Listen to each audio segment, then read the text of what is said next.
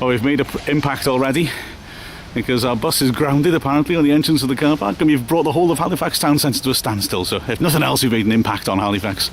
Makes you proud, doesn't it? I've been driving around for half an hour trying to find somewhere to park instead. It's done the exhaust a lot of good, hasn't it? Ooh, nasty. Yeah, because it was flat to the ground. You can see where it's scraped, can't you? It's made some progress. Yeah. You might have a game after all. Yeah. Well, the coach has now been freed, and we're in the Shay, which is a much more convoluted setup than it used to be when we last here. This big stand on the other side of the building site, we're blocking lots of access points off, and a very long walk around to actually get ourselves in.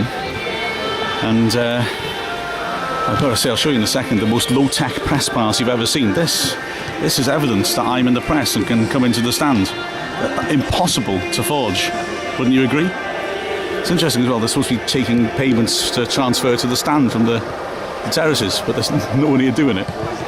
Very helpful, very nice people, I've got to say. I'm not trying to be critical, but it does feel a bit mixed up, and having a big crowd is going to push everything a little bit, I think. Anyway, at least the coach is free now. Apparently, a steward told the bus driver to back in. He was going straight in. He told him to back in, and once he backed in, he got grounded. The back wheel was off the ground, one of the back ones. And that was that. But they've stuck lots of chocks underneath this, and they managed to get it free. What fun. For half time, a typically hard fought game, but just like the coach at the start, things just won't go smoothly because the back of the stands is being redeveloped, and there's clearly signposts that you can't go in now. But the Halifax fans have gone in there. The stewards warned us beforehand to avoid the ends of the stands because the rum lads go and swap ends, the vociferous ones. Well, they've gone into the areas clearly signposts that you can't go into, and there were announcements being made that they won't start the second half. The referee won't bring Wrexham out until they've left, and they won't leave. They've been signalling up here, so we've got a bit of a Mexican standoff here. And I don't know. I've lost my bearings about where Halifax's ground was and is now.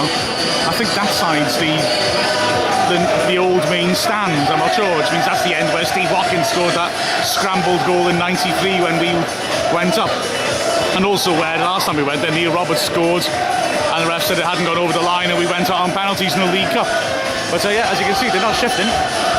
So we could be standing around quite a while before we get any football. Brilliant. It's been a vociferous old first half, I tell you. And Obeng's got himself involved more than he ought to have done and got himself booked at the end. Well, to be fair, I think he was still incensed after the terrible challenge. Oh, here comes the referee, so he's obviously his will is cracked. And we'll get some football. Well, nice to be back home, and it feels a bit strange. Getting home by 7 is a very weird experience because normally in the conference we're trekking all over the place and having all sorts of long journeys. It was weird to go down the M62 again. It was almost nostalgic seeing those old friends, that farm in the middle of the M62. Had a little lick of paint. I did notice it made that little extra effort. Going on the M62 sign that says the summit of the M62, the highest motorway in Britain. God, I'm turning into a chain spotter. It's depressing. I don't know. Game wasn't depressing. It was hard work, and Halifax were in really good form, aren't they, anyway? And our lack of creativity worried me. But good old Wes Baines, he's always liable to do something, and there's maybe an argument for playing the percentages and sticking him in a position high up the pitch where he can cause problems and just leave him in there and seeing what he accumulates, because he's probably liable to chip in with his fair share of goals and assists and put in decent set pieces as well. Well, we've got lots to be grateful to him today. I'm glad because I won't be able to go to a game on Tuesday. If there was a replay, I wouldn't be there to commentate, so I'd have missed out. So I'm rather relieved that it panned out that way. So yeah, a good outcome. And now, yeah, unbeaten in 3, isn't it? We've kept a clean sheet in half our matches now this season, which is terrific. Maxwell, throughout his whole career, has let in Wrexham games less than a goal a game. So we've got something to build on. But we need maybe to build a bit more creativity into it. Dean Saunders was saying after everyone stopped recording, saying about, in the press conference, saying about how Fleming and Smith give him so much security in midfield. He knows there's a balance to be struck. He knows in having those two in the middle, it means they're not going to create maybe as much as some of the midfielders, but he also feels it gives them important solidity. And I was just thinking that's the modern way football goes now, isn't it? You almost play wing backs without playing the 3 at the back.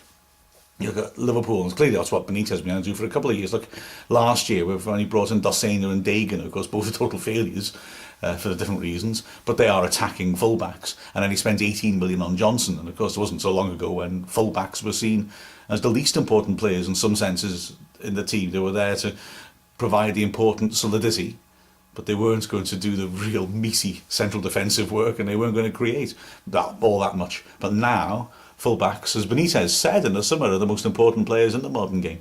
You stick your holding midfielders in front of the back four so they can support, and that means there's one fullback going up like they used to in an old-fashioned 4-4-2. Now both fullbacks can go up at the same time. And like I say, it's clearly something that Liverpool are aiming at, something a lot of the continental teams look to do. And I wonder if now we can maybe try to do that. If we're going to have Smith and Fleming set in front of the back four, can we send Obeng, who's perfectly suited to that sort of role, and the likes of Taylor and Williamson up the left, and maybe find width in that way.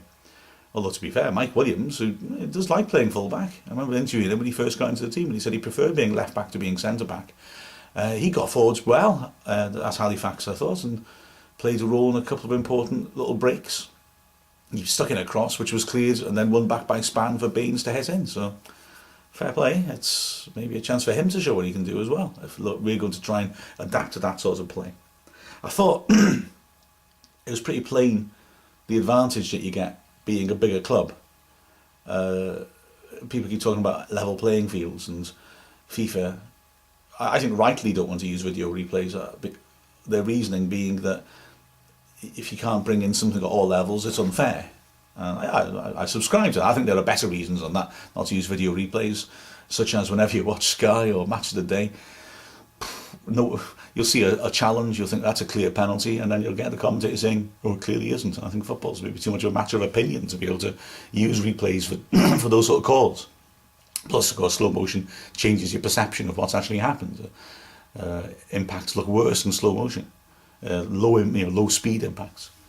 So okay, the FA and the FIFA don't want changes to be brought in if they create an uneven playing field. But we saw it plainly today. We saw it in two ways, one advantage to either side. Halifax had that Tom Baker in midfield, who should have been suspended. Well, no, they shouldn't. No, that's the wrong thing to say. He would have been suspended if he was a Wrexham player. If we get a suspension, it kicks in immediately. So, for example, Silvio Span gets sent off on Tuesday. He's not playing on Saturday. All right, fair enough. Halifax are playing 3 levels lower. At their level, it doesn't. It's the old system we used to have, where you get 7 days grace before you actually are suspended. And again, obviously, that's fair enough, because clubs at Unibond level have got fewer resources and maybe need more time to organise themselves. But it's still uneven, and it's still maybe a little unfair. I don't see a way around it, really, unless you just say they don't get 7 days grace, or we do.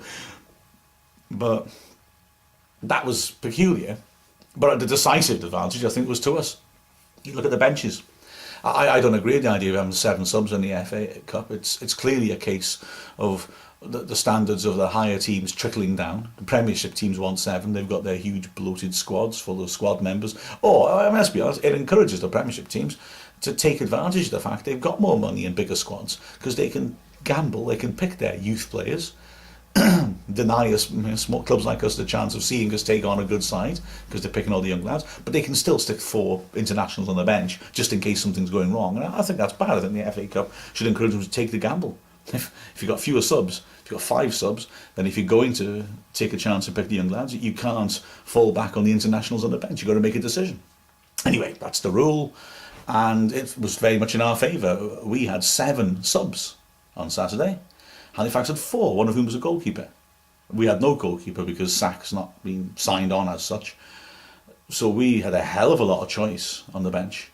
And the 3 subs who came on, Saunders said afterwards, made a big impact on the game. He felt that they were able to beat a man, and they freshened us up front. And indeed, the goal was scored by a substitute, Baines, and was set up by a substitute, Span, who won the ball high up the pitch and rolled it to him. So, yeah, it's not a level playing field, the FA Cup. I bet Wrexham wished that the entrance to the car park was a level as well. Watching that coach was priceless. I don't know. Anyway, onwards and upwards. First round of the FA Cup. Who'd have thought I'd get into a state over the fact that we reached that far? See you soon.